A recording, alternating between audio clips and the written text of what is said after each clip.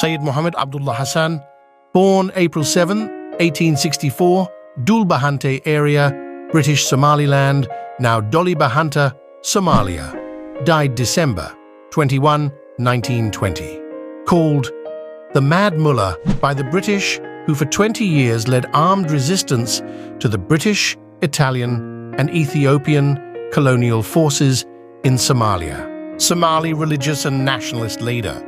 Mohammed's father belonged to a clan from the Ogaden region of Ethiopia, but he was raised among his mother's Dulbahante clan.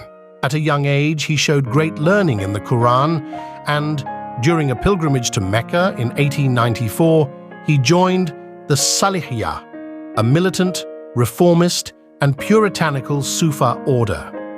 Soon after his return to Somaliland, he began urging the expulsion of the English infidels and their missionaries and a strict observance by all Somalis of the Islamic faith. Through his stirring oratory and didactic verse, some of his poems are considered classics in Somalia.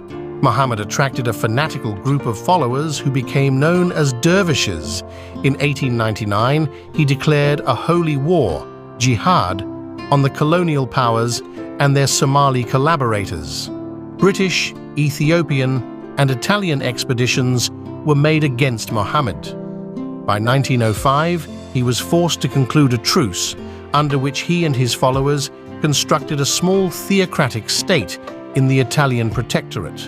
In 1908, he began his holy war again, winning a major victory at Dulmadobi in 1913. Early in 1920, however, the Dervish Strong-Six Cold at Taleh was bombed, and Mohammed escaped to the Ogaden, where he died of influenza.